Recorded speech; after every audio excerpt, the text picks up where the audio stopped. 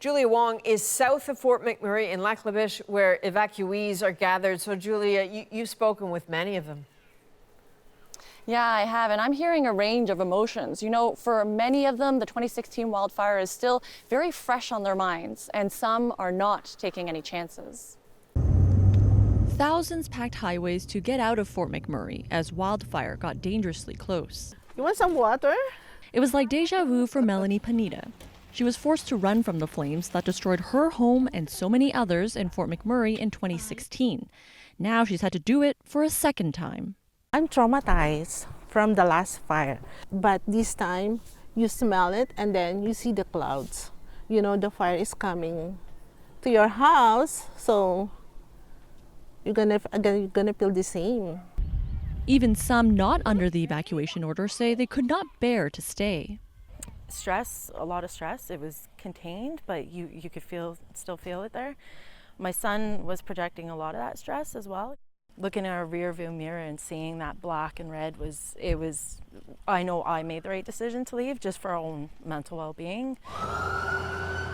As of Wednesday afternoon, the fire was mere kilometers from the community. Standing between them, 117 firefighters backed by 21 helicopters. But there's cautious optimism. Winds are expected to push the fire away from Fort McMurray. These are really favorable winds for us. We're seeing lower winds, and firefighters, of course, winds can change, but that's what's being anticipated for today.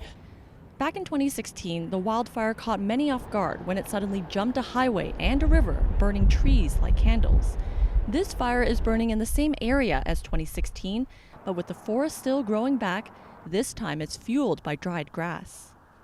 It's unlikely that a fire will reburn recently burned areas for about 10 to 20 years unless things are extreme. And with the extreme drought we've been seeing, that's the reason it's spreading. Not everyone is scrambling to leave.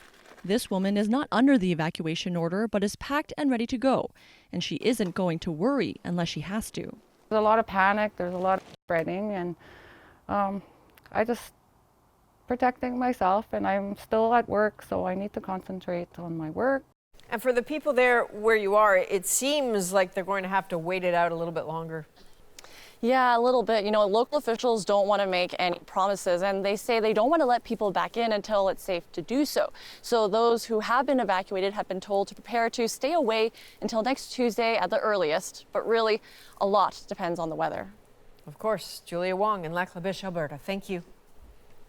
All right, next, let's bring in Sam Sampson, who is right in Fort McMurray tonight. So, Sam, a portion of the city has been evacuated. What's the situation for those who are still there on alert?